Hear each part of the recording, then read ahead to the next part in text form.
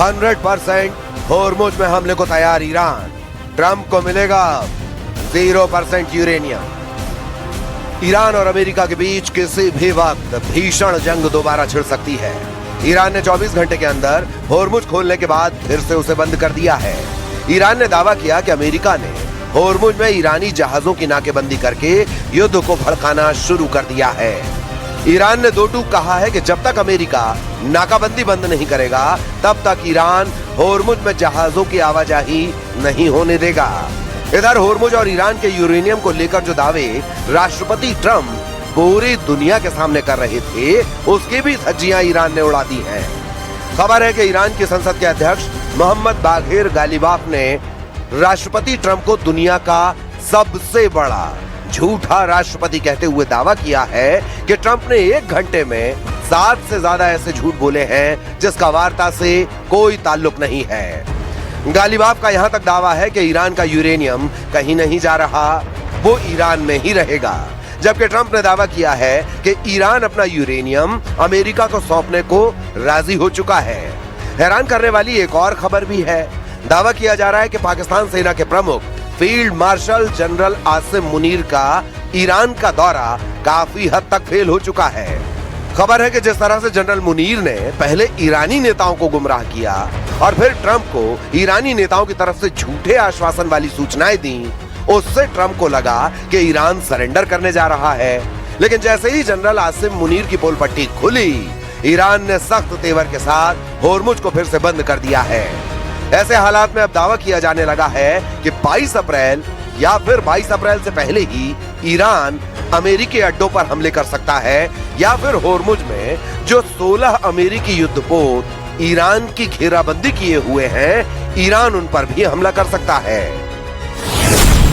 Trump ने बोले 7 झूठ, फिर भड़का ईरान का होर्मुज युद्ध।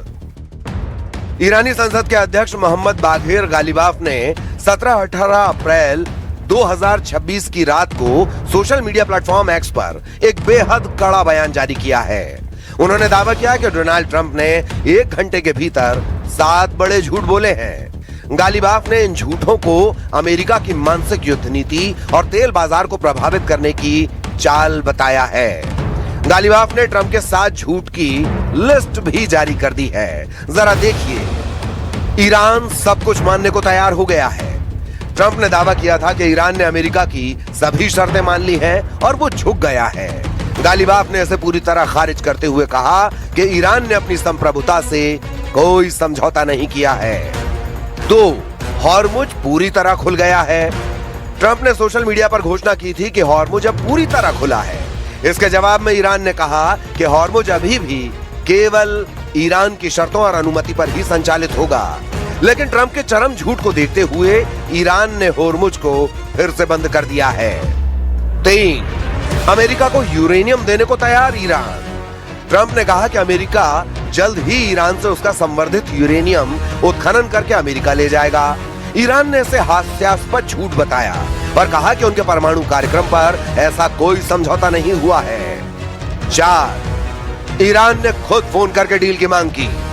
ट्रंप ने दावा किया था कि वे यानी ईरान मुझे फोन कर रहे हैं, वे समझौता करना चाहते हैं। गालिबाफ ने इसे फेक न्यूज करार देते हुए कहा कि ईरान ने बातचीत के लिए कोई पहल नहीं की है। 5, अमेरिकी नौसैनिक घेराबंदी सफल रही। ट्रंप का दावा था कि उनकी घेराबंदी ने ईरान की कमर तोड़ दी है। ईरान का तर्क है कि वे अभी भी अपना व्यापार वैकल्पिक मार्गों और रूस चीन की मदद से जारी रखे हुए हैं। 6, इजराइल के साथ युद्ध समाप्त होने वाला है। ट्रंप ने संकेत दिया था कि एक टोटल रिजोल्यूशन यानी पूर्ण समाधान के बहुत करीब है। ईरान ने इसे केवल चुनावी और बाजार को साधने वाला ट्रंप का झूठ करार दिया है। 7, खतरनाक ईरानी नेतृत्व से गुप्त संपर्क। ट्रंप ने दावा किया था कि वे ईरान के एक सम्मानित व्यक्ति के संपर्क में हैं। ईरान ने इसे नेतृत्व के बीच वोट डालने की एक असफल कोशिश बताया है।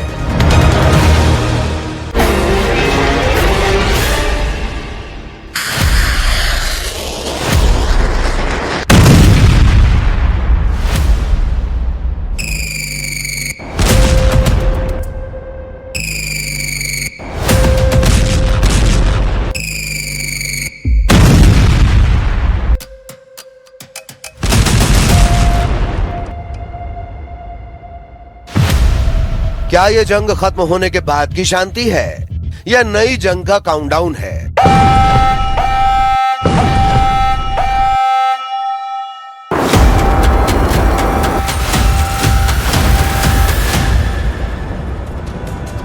दक्षिण लेबनान से लेकर उत्तरी इजराइल तक हर तरफ एक अजीब सी खामोशी है।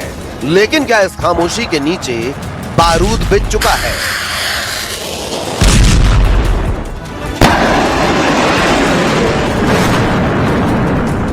हिजबुल्लाह की सबसे बड़ी ताकत हजारों रॉकेट और मिसाइल है। इजराइल एयर स्ट्राइक में माहिर है। आयरन डोम सीज फायर के बाद भी बारूद से फट जाएगा। तो क्या फिर रॉकेट बनाम एयर पावर आपस में तबाही मचाएंगे?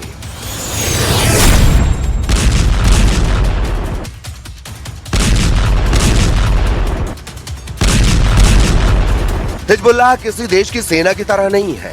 गोरिल्ला और शैडो वॉर में माहिर है। ब्लास्ट, सुरंगों में छिपे हुए लॉन्च पैड, अचानक हमला।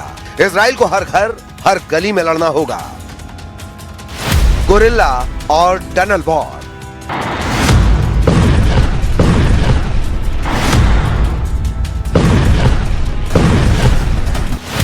नेतन्याहू का फेल होगा ग्राउंड ऑपरेशन।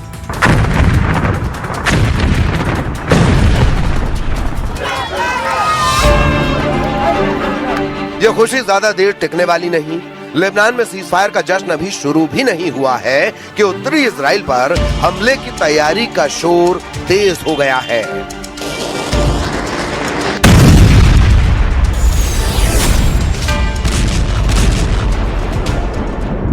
ट्रंप ने 10 दिन का सीज फायर का ऐलान किया, लेकिन हिजबुल्लाह समर्थक जंग में नई कुर्बानी देने को तैयार हो रहे हैं।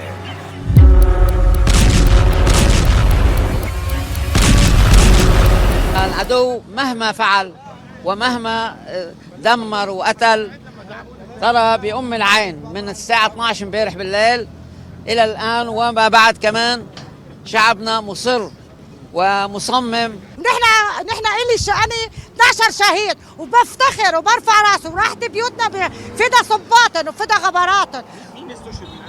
أنا استشهد أولاد خالتي وولاد خالي وجوزي وأولادي فداهم. عندي شبان كمان فداهم، دمي وروحي وكله فدا السيد وفدا المقاومة.